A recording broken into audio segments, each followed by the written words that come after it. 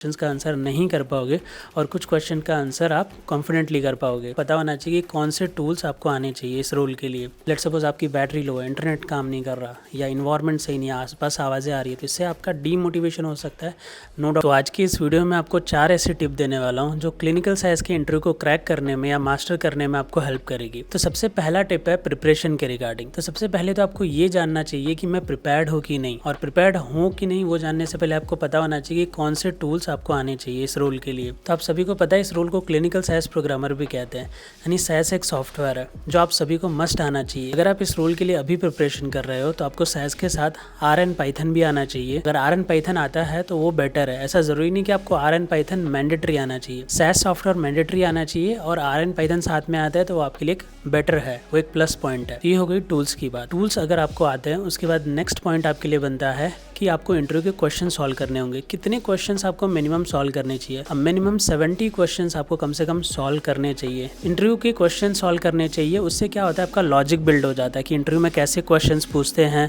मुझे कैसे आंसर करना चाहिए, ये सारी चीज़ें आपको क्लियर हो जाती है। और प्रिपरेशन में तीसरा टिप ये है आपके लिए कि फीडबैक कलेक्ट करो। इंटरव्यू होने के बाद इंटरव्यू से पूछो कि मेरे में क्या चीज़ें बेटर थी या क्या चीज़ें मुझे इंप्रूव करनी चाहिए। उन चीज़ों को नोट डाउन करो और एक्टिवली इंप्रूव करो। और एक बोनस टिप दूं मैं प्रिपरेशन में, तो आपको हमेशा ध्यान में रखना है इंटरव्यू देते वक्त एक हेल्दी कम्युनिकेशन मेंटेन करो इंटरव्यूअर के साथ। हेल्दी कम्युनिकेशन यानी कभी भी आपका फ्लो बहुत ज़्यादा नहीं होना चाहिए, कम नहीं होना चाहिए। कभी कभार क्या होता है हमें आंसर्स आते हैं तो हम बहुत ज़्यादा कॉन्फिडेंस हो जाते हैं और कुछ आंसर्स नहीं कर पाते तो कॉन्फिडेंस लो होता है। तो ऐसा नहीं करना है, वो एक जर्नल चीज़ है। ऐसा ज़रूर होगा आपके साथ कि कुछ क्वेश्चंस का आंसर नहीं कर पाओगे और कुछ क्वेश्चन का आंसर आप कॉन्फिडेंटली कर पाओगे। अब इसी के साथ सेकंड पॉइंट पे चलते हैं, वो है अप्लाइंग फॉर जॉब्स। देखो प्रिपरेशन अगर आपने अच्छे से कर ली है तो आपको अप्लाई करना अच्छे से बहुत ज़रूरी है, क्योंकि लेट सपोज अगर प्रिपरेशन का 60% वेटेज है तो अप्लाइंग का भी 40% वेटेज है। अगर आप अच्छे से अप्लाई नहीं कर रहे तो नो मैटर आपको कितना अच्छा नॉलेज है, रीच ही नहीं कर पाओगे इंटरव्यूअर तक, आपको इंटरव्यू मिलेगा ही नहीं। तो आपको क्या करना है, लेट सपोज जैसे ही आपको पता चला कि अब मेरा प्रिपरेशन ऑलमोस्ट खत्म होने वाला है, रिविजन भी खत्म होने वाला है, आपको जॉब्स अप्लाई करना स्टार्ट कर देना है एक्टिवली।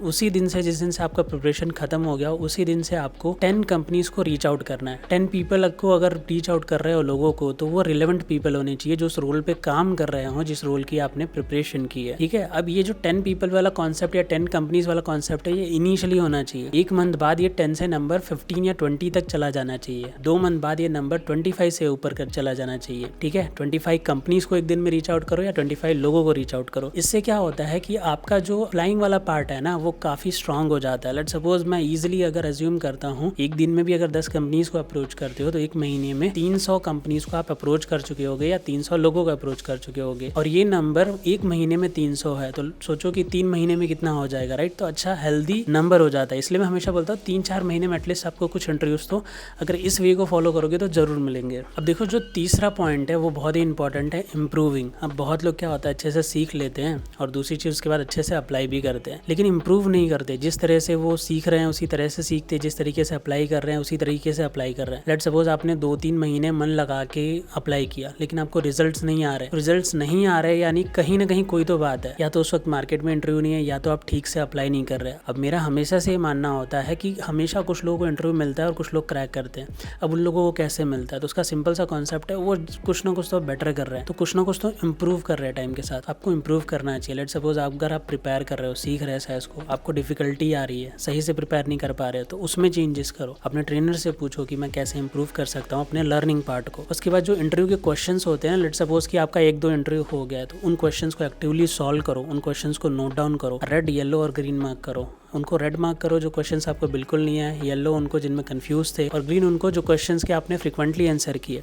उन सारे क्वेश्चंस को नोट डाउन करके अच्छे से प्रिपेयर करो। इंटरव्यूअर ने जो आपको फीडबैक दिया उन पे अच्छे से प्रिपरेशन करो। एंड एट लास्ट जो अप्लाइंग पार्ट है, लेट सपोज आप डेली रीच आउट कर रहे हो 10 कंपनीज को, 10 लोगों को, बट आपको अच्छे रिस्पॉन्सेज नहीं आ रहे, तो एक महीने बाद देखो कि मैं क्या चेंजेस कर सकता हूँ। लोगों से फीडबैक लो, जो लोग काम कर रहे हैं उनसे फीडबैक लो, अपने सराउंडिंग में फीडबैक लो। अब जरूरी नहीं कि कोई एक व्यक्ति आपको जो बोल दे वो चीज़ आपके लिए काम कर जाए, लेकिन जब आप ज़्यादा लोगों से चीज़ें पूछते हो, गाइडेंस लेते हो, तो आपको ज़्यादा ट्रू रिसोर्सेज से ज़्यादा अच्छी चीज़ें मिलती है, राइट? मतलब ट्रू रिसोर्सेज यानी सही जगह से आप नॉलेज लेने का ट्राई कर रहे हो, लेकिन सबका तरीका आपके लिए काम करे ऐसा ज़रूरी नहीं है। लेकिन अगर ज़्यादा ऐसे कर रहे हो, अप्रोच कर रहे हो, कलेक्ट करने की कोशिश कर रहे हो, तो कोई तो एक तरीका होगा जिससे आपको पता चलेगा हाँ ये तरीका मेरे लिए सही बैठ रहा है, मेरे लिए चीज़ें काम भी कर रहे हैं, मुझे रिस्पॉन्स भी मिल रहा है और इंटरव्यू भी मिल रहा है। और लास्ट में अप्लाइंग पार्ट में ये बात तो ज़रूर याद रखना, नो मैटर आपका दिन कैसा है, क्या प्रॉब्लम है, लेकिन वो कंसिस्टेंसी अप्लाइंग पार्ट में मेंटेन करनी है। डेली 10 या 20 लोगों को अप्रोच करना ही करना है। इनिशियली 10 लोगों को और बाद में 20 लोगों को, या तो 10 कंपनीज़ को या 20 कंपनीज़ को। अब इसी के साथ चौथे पॉइंट पे चलते हैं, जो है जर्नल प्रिपरेशन। देखो, जर्नल प्रिपरेशन भी बहुत ज़रूरी है। जैसे कि कुछ सिनेरियो बेस्ड क्वेश्चंस होते हैं, इस सिचुएशन में आप कैसे रिस्पॉन्ड करोगे, इस सिचुएशन में कैसे रिस्पॉन्ड करोगे, तो उनके लिए भी आपको थोड़ा बहुत प्रिपेयर कर लेना चाहिए। ऑन टॉप ऑफ दैट, आजकल के इंटरव्यूज़ में आपने नोट किया होगा कि एप्टीट्यूड भी कहीं ना कहीं पूछा जा रहा है, तो एप्टीट्यूड की भी प्रिपरेशन आपको कर लेनी चाहिए। इंटरनेट पर बहुत सारी वीडियोज़ मिल जाएंगे आपको, उनसे आप ईजिली प्रिपेयर कर सकते हो, कुछ डिफिकल्ट नहीं होता। तीसरी चीज़ उसमें क्या होती है कि जैसे लेट सपोज इंटरव्यू होने वाला है, तो उससे 10 मिनट पहले आप ज्वाइन कर लो। मेक श्योर करो आपका माइक और आपका कैमरा प्रॉपर्ली काम कर रहा है। मेक श्योर करो कि आप एक ऐसी इन्वायरमेंट में जहाँ पे ज़्यादा शोर या आवाज़ ना हो, जहाँ डिस्टर्बेंस ना हो। ये छोटी छोटी चीज़ें हैं, बट इनको मेक श्योर करना है इंटरव्यू से पहले, क्योंकि ये आपका कॉन्फिडेंस बढ़ा देती हैं या तो कम भी कर देती हैं। लेट सपोज आपकी बैटरी लो है, इंटरनेट काम नहीं कर रहा, या इन्वायरमेंट सही नहीं है, आसपास आवाज़ें आ रही है, तो इससे आपका डीमोटिवेशन हो सकता है।